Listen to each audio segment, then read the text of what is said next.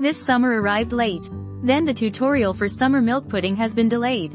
I kept thinking it's not too hot after all. Who knew it would suddenly get hot? How about the pudding series?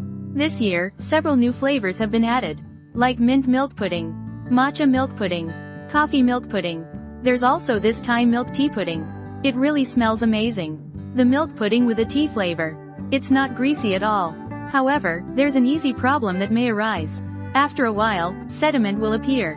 This is actually not easy to solve. I made 2 portions today. 1 portion was left for over 24 hours.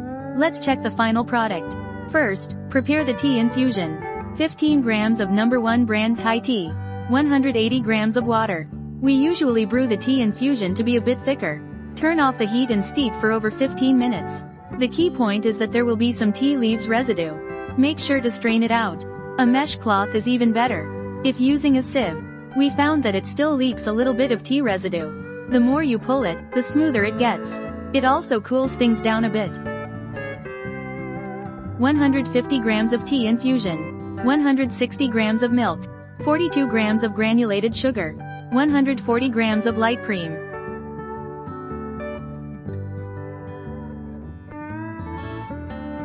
Simmer gently until it reaches 45 degrees. The temperature doesn't need to be too high.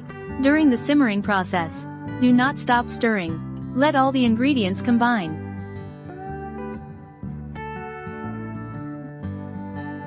Seven grams of gelatin sheets. The recipe I'm giving you is the quantity before soaking. In summer, be sure to soak the gelatin sheets in ice water. Once the temperature rises, the gelatin sheets will melt. I remember a fan asked, "I need to set up a stall. Can I replace gelatin with agar powder?" This way, there's no worry about melting. If the goal is to avoid melting for the stall, this method would work. However, the taste will definitely be different. But I wouldn't say it's not delicious. The summer milk pudding has a smooth and rich texture. It is full of milky flavor. It melts in your mouth.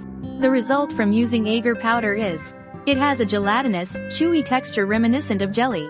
Additionally, the agar powder needs to be cooked until the liquid boils. This really depends on your personal preference.